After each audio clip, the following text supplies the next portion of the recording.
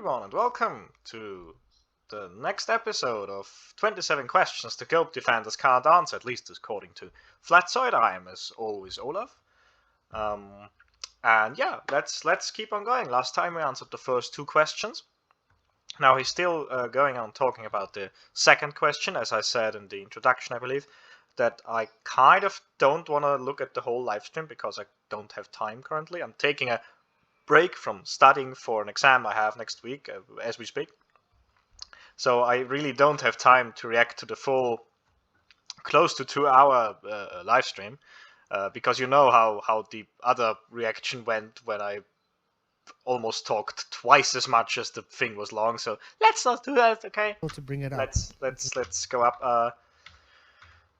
Yeah, so now they're looking for something on Google.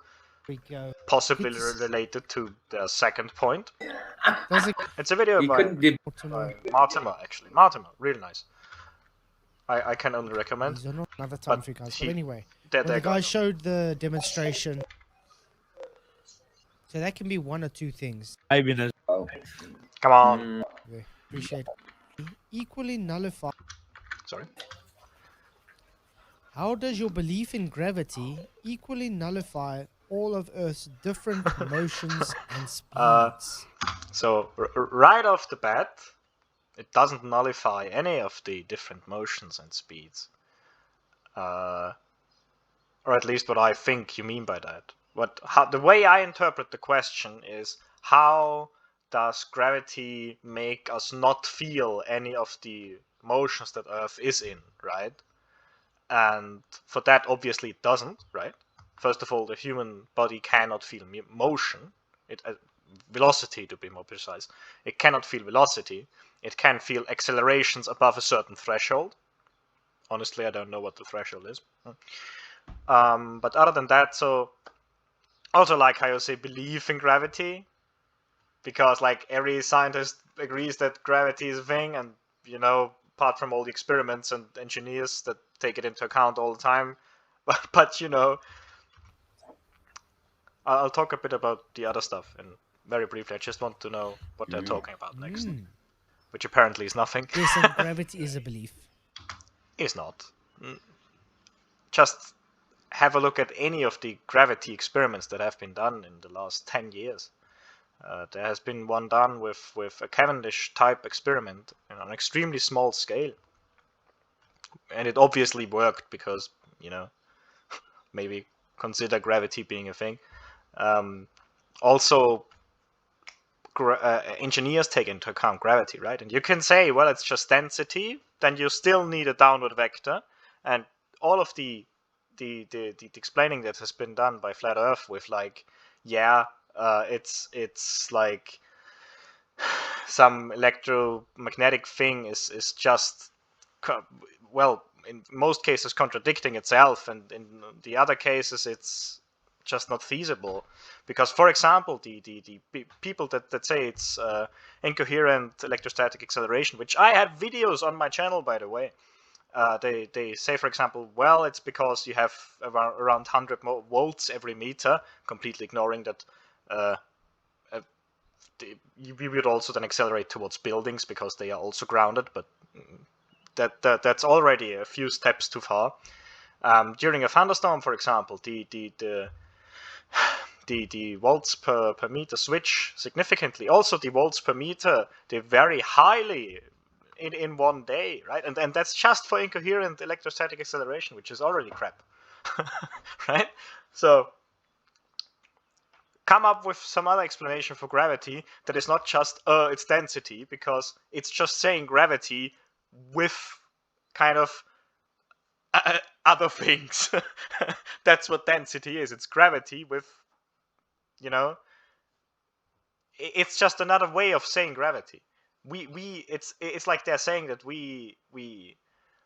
it would be feasible if scientists would say that no, the whole density thing isn't true, but it is true, and it is incorporated in the model that we have. The predictions that are made with your density thing also align with our model, so it's not really a distinction, right? But yeah, whatever. Yeah. So why do we see differences if gravity is supposed to be the same? Differences in what exactly? Does he specify? We should see differences, correct? We shouldn't see differences. But again, yeah, I mean, they What what believe what, in gravity, so we what can't kind of take that away differences do from you mean? them. If he's talking about differences in gravity, well, we do see them. Uh, there are differences in gravity on the surface, obviously, due to the underlying geological formations, because there's some rock that is significantly less dense than other rock, and there are just areas in the earth where there's quite a substantial amount less rock beneath your feet than on other areas, so they will have slightly less gravity. Or you will feel less gravity. Let's say put it like that. That's more scientifically accurate. You have variations in gravity, although I wouldn't really call them variations. I would call them predictable deviation from the standard value that is normally used of 9.81 due to Earth's rotation near the equator. The rotation has a force pointing in the other direction, so the things get lighter. um, you can also have slight, but we are talking extremely tiny variances. But by the way, none of those variances you will feel. It's you for human kind of practices and daily life. It's 9.81. You can even say 10. It doesn't play that much of a role, right? However, if you want to get technical, you can have small deviances again due to geology. There is PhD Tony who will tell you with quite an amount of detail that you can with the gravimeters that we have nowadays can detect the tiniest changes in gravity that is then ascribed to, for example, oil reserves under the surface. That's how we find oil reserves, by the way. Not exclusively, but that's one of the methods that I use. I'm not a geophysicist, right? I'm not. Those aren't the areas I have expertise in. I have a degree in physics and a degree in astronomy. So these are really the I can talk about that. I can't talk all too much about geophysics though. Still enough to refute the ideas that flat earthers have, but then again, you can do that when you come out of high school, so you know. And also, if you think about it, things go up. Yes, they can, and that's totally fine because, and I want you to think about that, objects can have more than one force acting upon them at a given time. Birds can fly because they exert a force with their wings on the atmosphere, and that gives them enough to push up, if you will, from the atmosphere. It sounds a bit stupid, push up, but a bird doing push-ups. I would honestly like to see that now that I've said it. I haven't addressed the different motions and speeds yet. Simply formed, this question that you have here is malformed. Gravity does not nullify any of Earth's motions or speeds, and I think it's very funny that you say that because it's somewhat of a meme that flat earthers will invoke gravity to, like, they think that gravity solves all of the problems, quote unquote problems, that our side has, even though they aren't problems. When it has absolutely nothing to do with gravity. If for whatever reason Earth didn't have gravity and it was still moving the same way, and we were like holding on to Earth, yeah, we still wouldn't feel any of the motion. It's not, gravity is not relevant to explain why we do not feel the motion of Earth. Earth's orbital velocity, for example, roughly, I believe it's 30 kilometers a second if you do it at tangential velocity, which is all that flat earthers really care about. You cannot feel absolute velocity. If you could feel absolute velocity, why does it not feel really any different when you move on when you stand up from your seat and walk on an airplane, and if you walk on a train? It feels kind of the same, if they're not accelerating, of course. But they kind of feel the same. So how fast, according to the flat earthers, would it have to be to feel it? And also, by extension, how, judging from pure physics, would you feel a velocity? And also, biologically, which part of the human body can feel velocity, and how does it do that?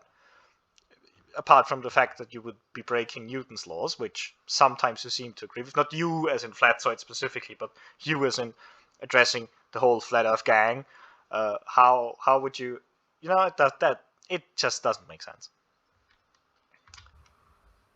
So therefore, Well, that video of that Dr. Nose guy. Dr. Nose. Yeah. But yeah, Like a guy with science goggles on. also I find it very telling that he uses Microsoft Edge there. Yeah. He's like a guy with science that's a goggles joke, on, obviously. That's a joke. I think it was. Sorry, I think it was. You're right. Yeah. Before. I don't know what they're talking about, to be completely frank with you. One where we start. To see you, mate. Thank you for coming, Ledge. He says, "What kind of question is that? It doesn't make any sense." Yeah. It's a 1 hour Settle the 40 debate, video. right? So this should settle the debate, right? Let's try this simple test. What if this were the moon Okay. and the Earth was passing in front of the moon? Oh, and the sun it's a part. Oh, it's in regards to the second was a question. bright Okay, light. okay. I see. Oh, we can already see where this is going, guys. Look at this. Yeah, I mean that clearly doesn't look like the shadows that we can see on the moon. Maybe because the moon's shadows are not caused by Earth? Now that let's take a possible? picture of the moon, guys. Dear God, you can't seriously think that moon shadows are caused by the Earth. I can't. This is. I thought Flatzoid, which, because I'm somewhat new to this, I thought Flatzoid was one of the more knowledgeable flat earthers, if I can even say that, if such a thing even exists, right? Apparently I was wrong. Dear God. But anyway, does that look anything like we see on the moon? No, because it's not the way it's caused. Dear God. Moon shadow is not caused by Earth, and I'm somewhat confident that he knows that. Obviously it's not. Obviously it's not. I mean, not to say that sometimes we can see. I should have said that.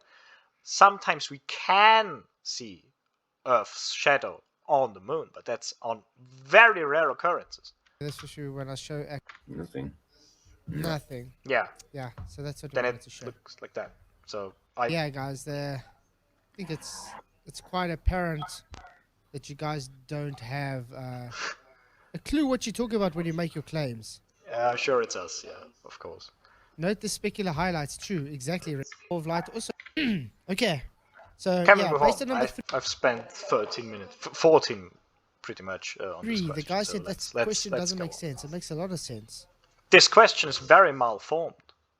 Also, I mean, you could have elaborated on what you mean by that, which, when you have a somewhat like these 27 questions, as I'm somewhat confident you feel like are, I guess, detrimental, so you could spend some time explaining them.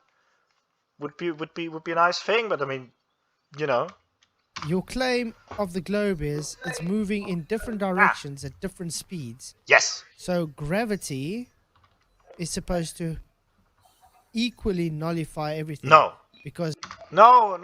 Extremely poor understanding again of what we say. Finally, he's elaborating. I spent 14 minutes already, and now he's doing it. I should really start watching these videos before. what's it supposed to be an equal and opposite reaction because of gravity? First of all, equal and opposite reactions apply to forces, not to velocities. And secondly, gravity does not nullify any of those motions or speeds. It's just that gravity is a central force, or at least what's called a central force in physics. That's a force that pulls everything, or that has its origin kind of at the center of something. That's a central force, right? Roughly said. It's not true. Don't quote me on that, on any physics. It's for explanation purposes of this video. So gravity pulls everything towards the center of Earth, right? That, or at least very close to the center of Earth. In an ideal model, that the only thing that we kind of need to talk about in physics, it pulls everything to the center, works fine for engineers and stuff like that. A geophysicist would disagree with me here and would say that no, you need to be more accurate than that. For their purposes, absolutely you need to be more specific than that. In physics and especially in astronomy, you can say it pulls it to the center. That's perfectly fine. At the same time, we're moving. That's it. That's all there is. Nothing about that should cause any problems in understanding. Correct. But if you're moving at different speeds, yes, it's supposed to give different results. Results of what? And what you mean? It doesn't. Everything on Earth obviously moves with the Earth. So I don't see what the problem here is. Honestly, I don't. Yeah. Hey Paula, good to see you. Thank you for coming. Glad you could make it. Jimmy says shadow is not straight. What are you smoking? I mean that shadow clearly is not straight. It's straight here, but like it curves off here, pretty obviously. Also, we would see the moon and correspondingly its shadow from Earth. So really what you need to do is you need to put the camera on Earth in order to get a fair representation. But the whole thing here is kind of pointless, really. Wow. Tony Whitcomb, thank you for coming very much. The camera was at as soon as they claim refract physical. When do we ever see the curve is only optical? It's not physical. When do we It's ever both. see a non-refractive day? We don't. Thank you very much for your £10 super chat, Tony. Really just because I see that comment, I should clarify. When you look at the horizon, I love how flat earthers always say, is it optical or is it geometrical or something like that, or is it refractive or is it geometrical? Well, it obviously both. Both contribute to the final picture. The geometric value is important, and then you have like I'd say the base value kind of is set by geometry, and the exact value then, if you will, is set by optical effects. Of course, depending on the day and the condition, the optical effects can be rather strong. Yeah. Right. So appreciate it, mate. If you make us choose, it's a false dichotomy, really, because it's both. Yeah. When they zoom in, then you see refraction all of a sudden. Hey, Soccer Count, thank you for coming. I don't think so. Glad the question. Can we move on, please? Number 4. Do bluffers understand the difference between globiolus and Coriolis? I don't know what a bluff is. I think it's supposed to be globe earthers. Maybe it's meme speak. And I don't know what globiolus is. And I'm confident Coriolis is only written with one S at the end.